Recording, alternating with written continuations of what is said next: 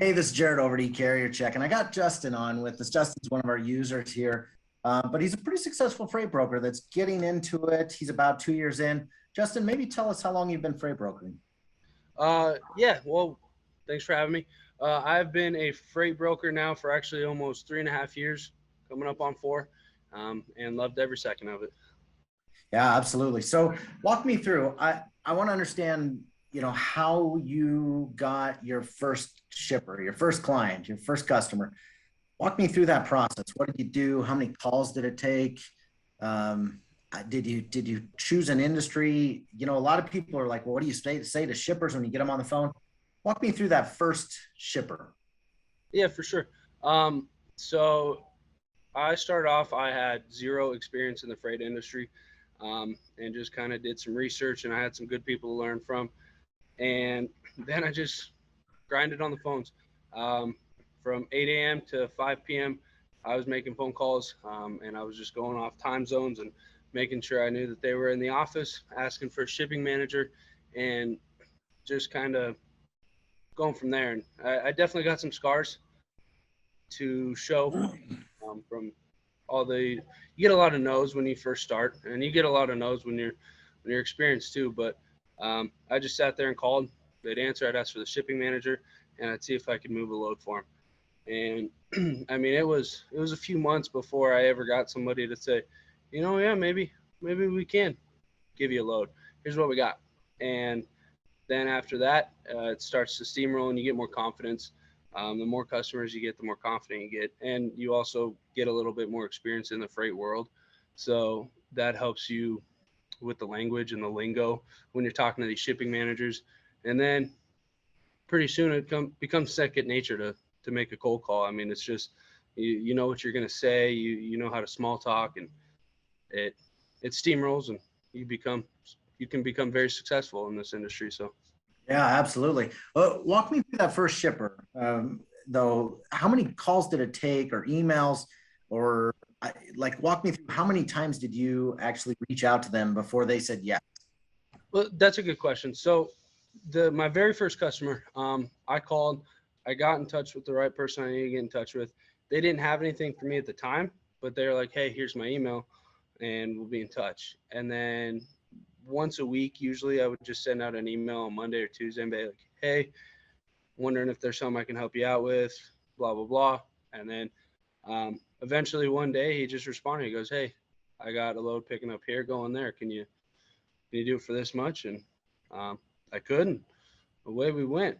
And it went successful. So they continued to use me, and now they're still one of my biggest customers. And it's been 3.5 years now. Nice. That's exciting. You've obviously added a lot of value.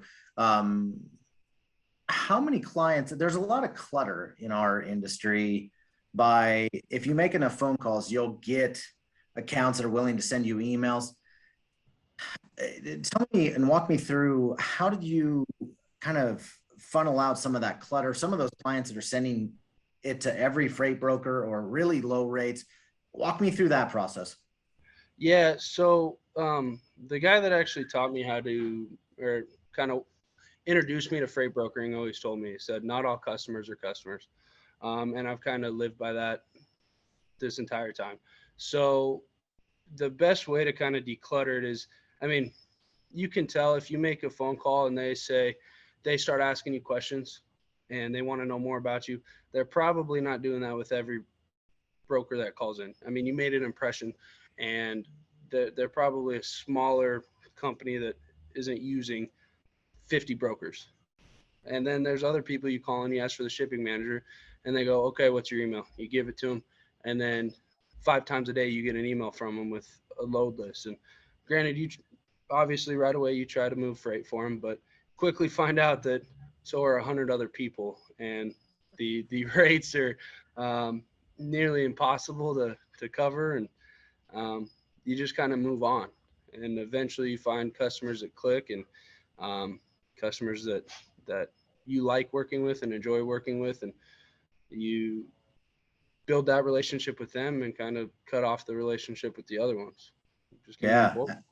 absolutely. Absolutely. Obviously, you're utilizing our technology. Talk me through how you find leads in that technology, or talk me through how you use it as a sales database? For sure. So before you carry your check, um, it was a lot tougher being a freight broker. Um, just because all I was doing, Googling, just Google manufacturers in this town, and then calling everybody that popped up. And e-carrier check, once I got that, really showed me how I could kind of hone in on what I wanted to find in terms of shippers, and different areas in the country where I have better success. So I've been using that to help me find better leads, I guess. And you can do more research on them.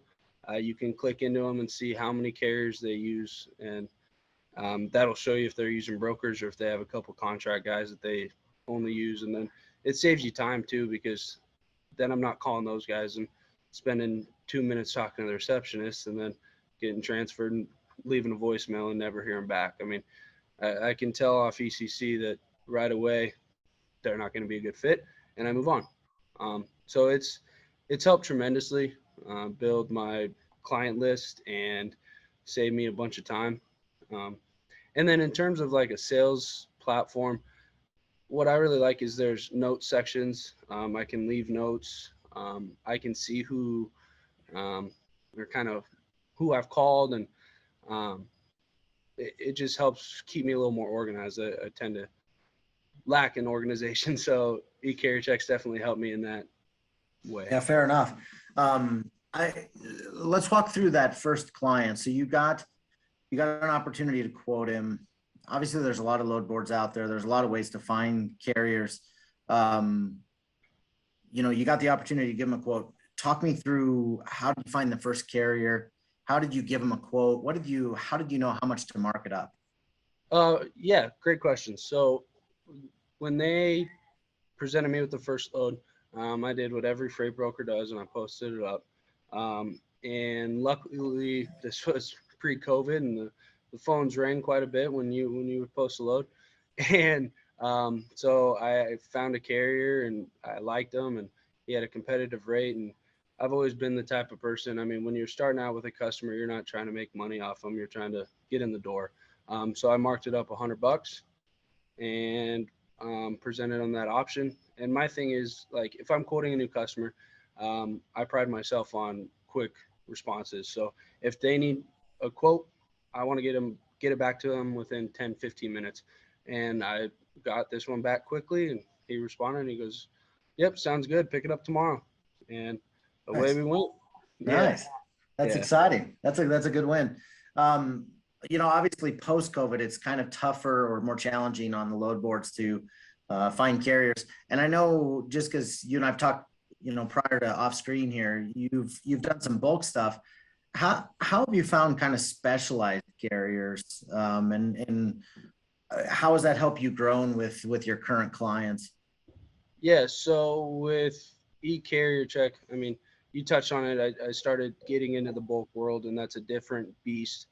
Um, and e-carrier check is helped incredibly because I can search if I'm moving sand in pneumatic tanks. I can search pneumatics, and I can search exactly where I need them to be, or see who's ran that lane before. Um, and so just having that has helped tremendously, because I mean, it's hard to rely on load boards right now, even for flatbed and van work. And then you get into the bulk world, and load boards are pretty much non-existent. So without a carrier check, I wouldn't have been able to find the carriers that I have and help my customers the way that I have in the past. So That's it fair. helps a lot with that specialty stuff. Yeah, I appreciate that. We talked to a lot of new brokers.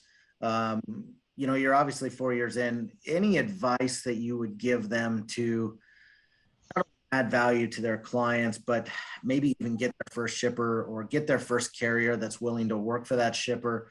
Any advice that you wouldn't mind sharing with us for those people that are watching this? Yeah, so I mean, my biggest piece of advice is you got to be persistent. Um, and you got to have patience. I mean, you make phone call after phone call, but if you're only talking to the shipping manager once, and hoping that he's going to get back to you, well, I hate to break it to you, he's never going to get back to you. you have to keep reaching out. You have to keep providing value, and there's plenty of ways to do that. Whether it's, I mean, staying ahead of weather trends that are coming to their area and popping up in their email and saying, "Hey, I see you have a big snowstorm coming. You need anything moved before that comes in?" Or you keep up with industry trends and you can see where fuel prices have gone up, and you email that customer and you say, "Hey, I see fuel's expensive. Any chance I can quote you to see if we can come in competitive?" Um, Things like that. And then just continue to build those relationships. And in today's world, social media plays a huge role in relationships. So utilize that for sure. Any way you can utilize social media, and it gives you a big advantage. Cool. That's awesome. Justin, thanks for the advice. Thanks for jumping on with me today. I appreciate it. Of And good luck course. in your business. I appreciate it. Hey, thanks, Jared. Have a good day. All right. Take care. You too.